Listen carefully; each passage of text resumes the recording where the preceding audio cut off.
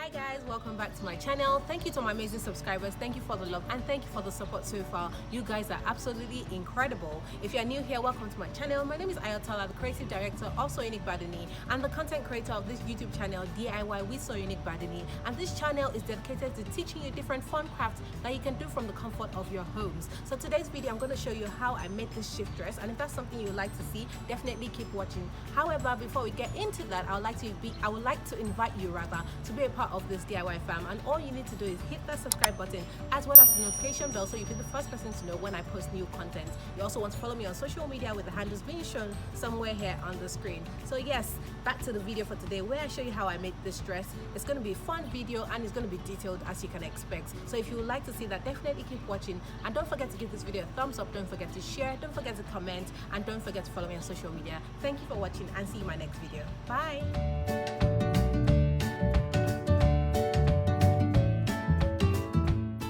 To make your shift dress, you need a pattern master or a ruler. However, I recommend a pattern master because it functions as an armhole curve, a ruler, and a set square all in one. You'd also need a good pair of fabric scissors. I have this one I got from Moplan. You need your tailor's chalk to make markings on your fabric. You need your measuring tape, of course, to take measurements and put down measurements. You'd also need your fabric. I have about 2 years and this works for my size. Depending on your size, you can need more or less. You need some pins and a button. First things first, you want to fold your fabric into 4, and as you can see, my fabric was already folded into 2, and then I went ahead and placed the folded edge on the separated edge, thereby giving it a fold of 4. When you're placing the folded edge on the separated edge, you want to make sure that they're not aligned and there's some space between the separated edge and the folded edge, and this is so that we can mark out our zip allowance even though we're not using a zipper. After folding your fabric into 4 and making sure that it's folded nicely and smoothly, go ahead and pin the folded edge onto the separated edge as shown. Afterwards, you want to mark out your desired dress length plus your allowances. So I went ahead to mark out my desired dress length of about 36 inches, including the allowances that I needed. And then you want to go ahead and cut that off as shown.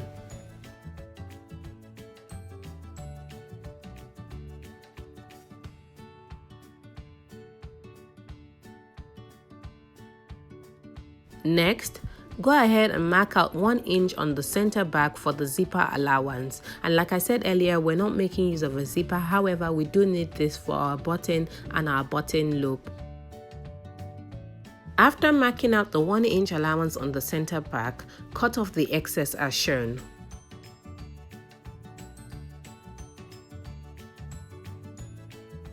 Starting at the top of the fabric, draw a line that is 2 cm wide, and this line will function as our top line or our shoulder line.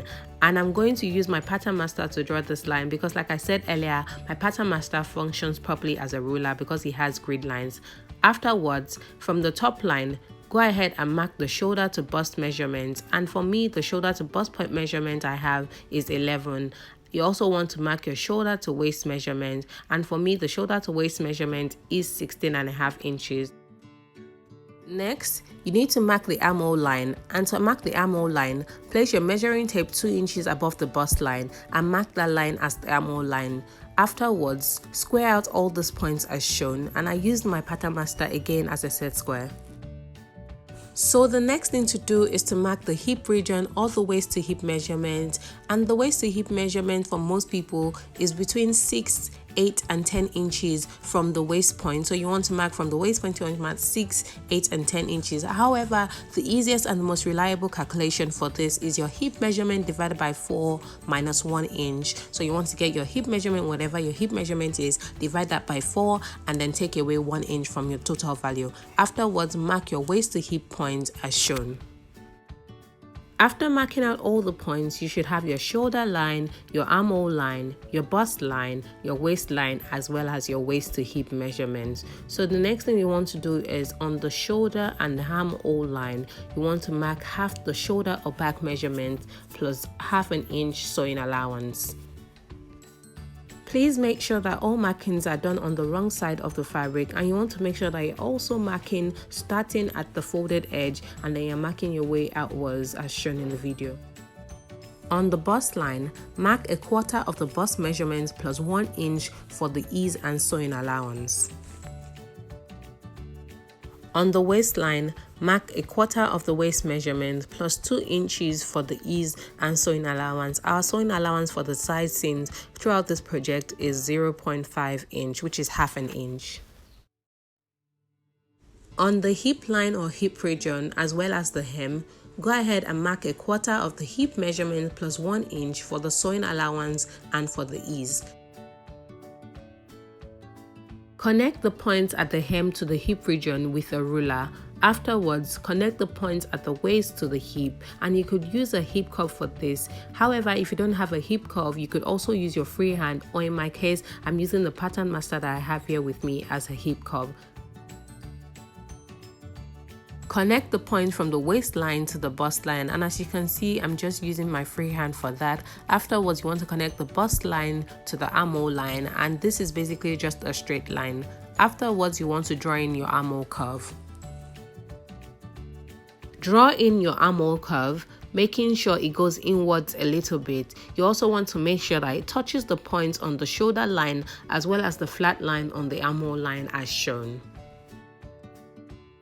Next, we need to draw in our neckline, and from the center front, which is the folded edge, go ahead and mark the neckline width, and the neckline width I'm using is 3.5 inches, and this is fine because when I take it in, it's going to go in a little bit, so this works perfect. And for the front neckline, the neckline depth I'm using is 3.5 inches as well, so I went ahead to draw in my curve. However, on the center back, you want to draw in your neckline depth of about 2 inches because the back neck is usually higher than the front neck, so go ahead and draw in the curves as shown. Reduce the armhole depth by 1 inch from the shoulder line, and then go ahead and connect this point with a slant line to the neck width mark as shown. Cut out the dress as shown, making sure to stop when you get to the neck width mark.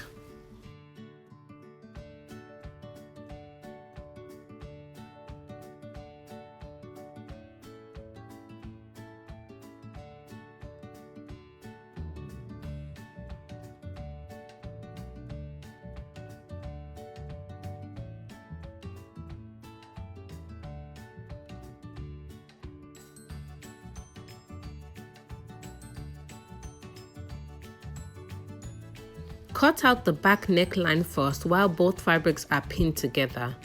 Afterwards, unpin the fabrics at the neck and then cut out the front neckline as shown, making sure the back neckline is not in the way.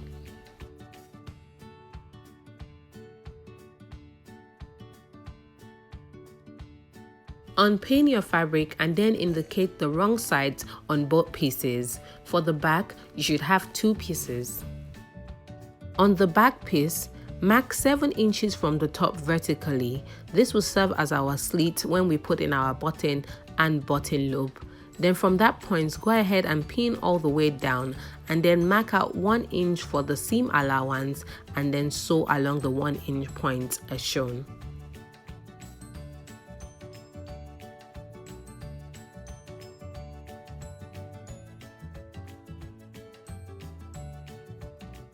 After sewing the 1 inch seam allowance, this is what it looks like, and as you can see, the slit is there, and I made sure to lock my stitches at the beginning and at the end of each seam. The next thing to do is to turn our neckline, and we'll be using bias strips from the fabric to do this. If you don't know how to cut a bias strip, it's absolutely easy.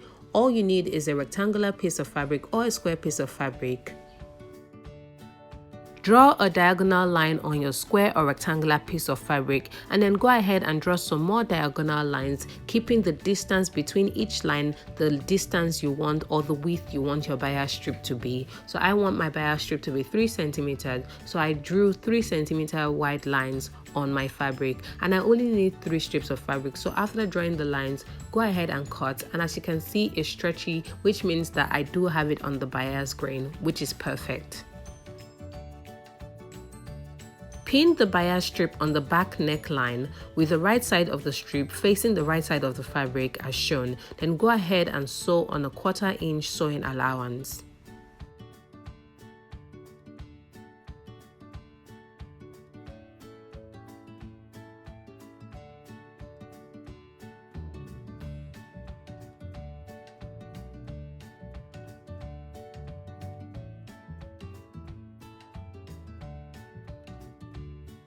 After sewing the bias strip on a 1/4 inch sewing allowance, this is what it looks like. So the next step to do is to fold over the bias strip, and to do this all you need to do is fold it in by a 1/4 inch and then fold it in again.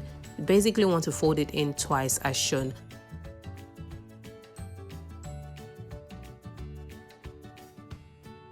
Pin your bias into place while folding, and then when you get to the end of the center back, it's okay to cut off any excess that you might have. However, be sure to leave about 1 centimeter of excess fabric and then fold in as shown in the video.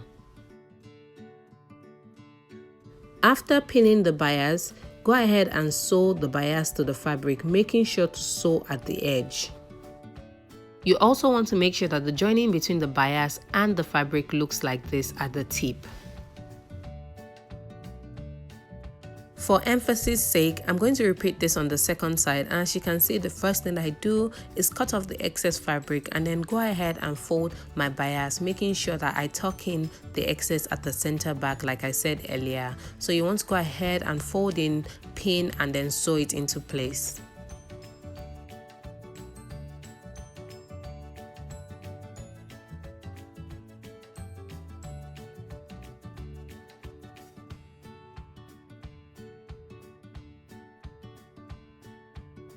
After sewing the bias neckline, this is what it looks like. As you can see, it looks really neat and nice. So the next thing to do is to go ahead and iron your seams, especially on the center back. You want to go ahead and iron your seams. But before you do that, pin the slit into position like so, and then go ahead and give it a good iron to open up the seams.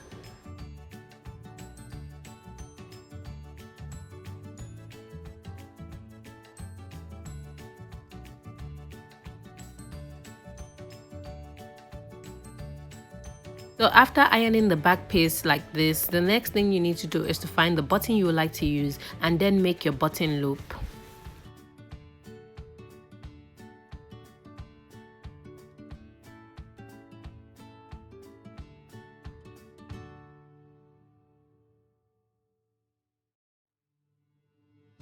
To make your button loop, you need to cut out a small strip of fabric, and as you can see, I basically just eyeballed mine. I didn't measure it, but you want it to be about 5 inches long and about 1 inch wide. So after you cut out the strip, fold it over like so, and then do what we call piping, which is basically just folding over twice and then sewing on the edges as seen.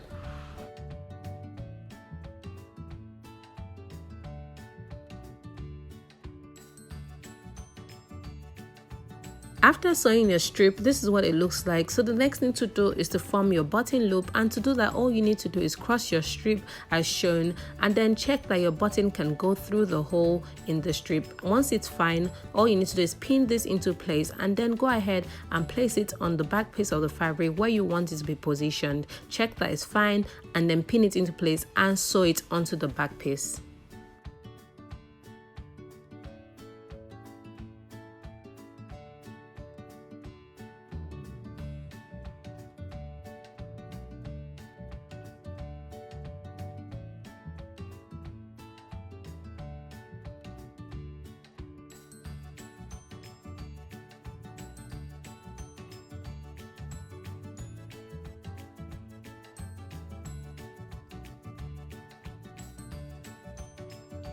Turn the front neckline with bias strip, following the same procedure we used while turning the back neckline.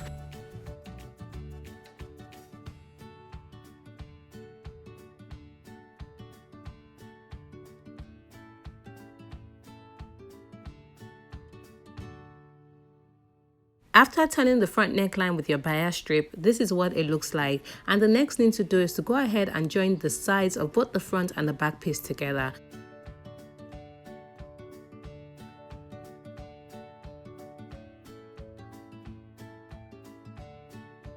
To join the sides, place the back piece on the front piece, making sure the right sides of both fabrics are facing each other, and then pin the sides together. Mark out the sewing allowance of 0.5 inch and then sew on this seam allowance.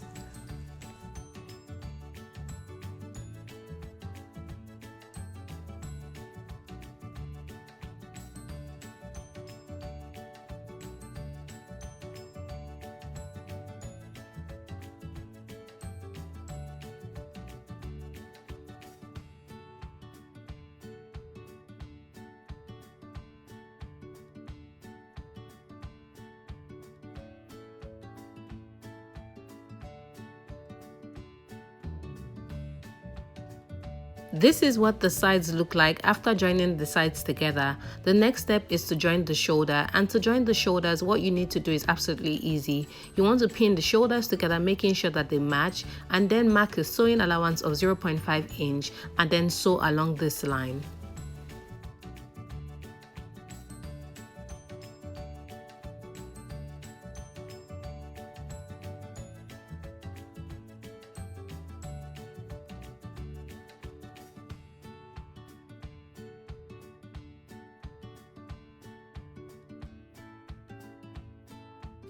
At this point, you also want to hem the ends by folding in half an inch and then 1 inch as shown.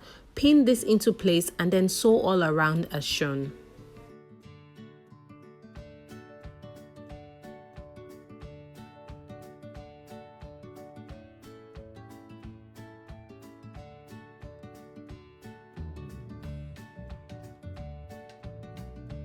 After pinning the hem, this is what it looks like. Go ahead and sew all around, making sure you sew on the edge. Now that the shoulder and the hem is done, go ahead and turn your dress inside out and give it a good iron, making sure to get all the seams, especially the hem, the shoulder and the side seam.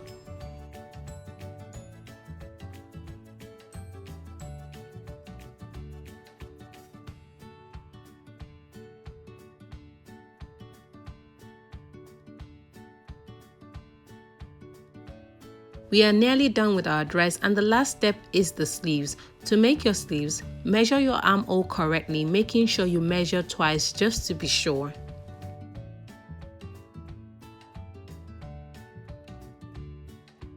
For the sleeves, we will need the remaining fabric that we cut off when we cut off the desired length, as well as the armhole measurement that we've just taken.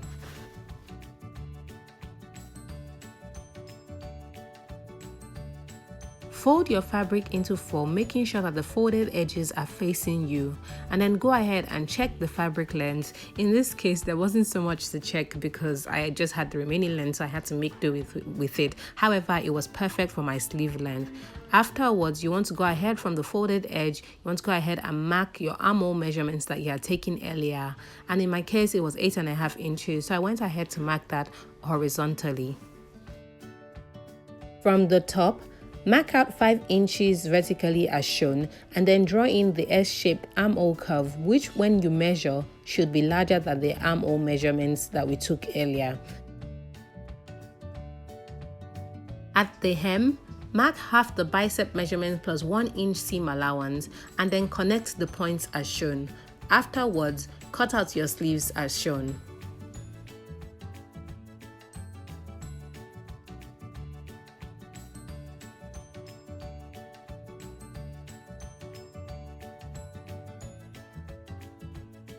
After cutting out the sleeves, separate the sleeves and then indicate the wrong side so that you tell them apart. Afterwards, go ahead and fold each sleeve into 2, pin the sides, and mark out the seam allowance of 1 inch that you will be sewing on.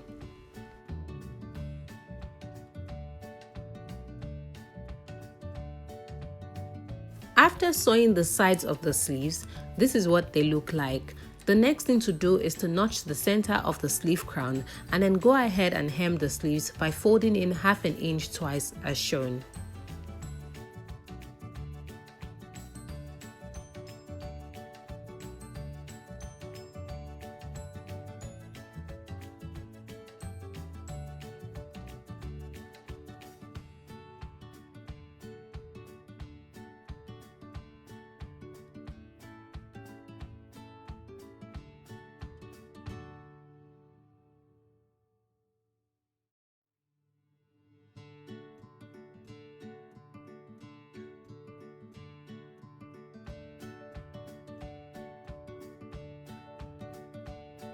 After hemming and ironing your sleeves are now ready to be attached to your dress.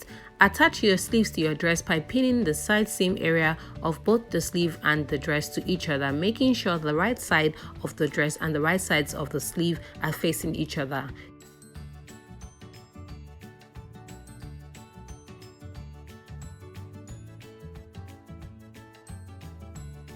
You also want to pin the sleeve crown to the shoulder line of the dress, making sure that the right sides are facing each other. Afterwards, go ahead and pin round the sides as shown, making sure to ease the sleeve into the dress.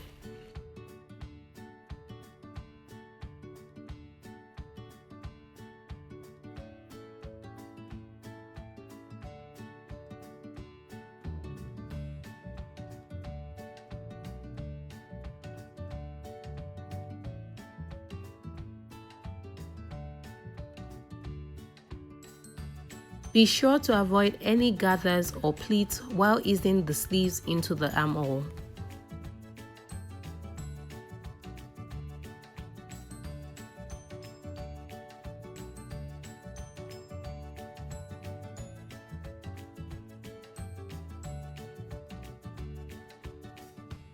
After pinning the sleeves to the armhole, go ahead and sew on a 0.5-inch sewing allowance, making sure to repeat the same process for the second sleeve.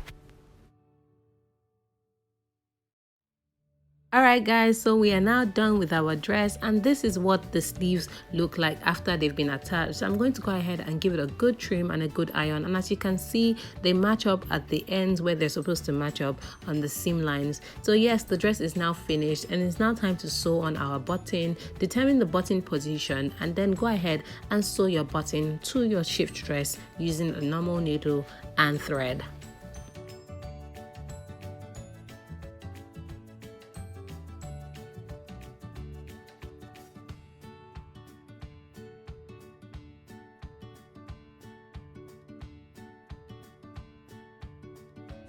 Alright guys, so we've come to the very end of this tutorial. Thank you for watching this to the very end. I hope you enjoyed it and I hope it was worth your while. If you enjoyed this tutorial, please don't forget to give this video a thumbs up. Don't forget to share. Don't forget to leave your comments, suggestions and feedback in the comment section, and I'll be sure to get back to you. Thank you once again for watching, and I'll see you in my next video.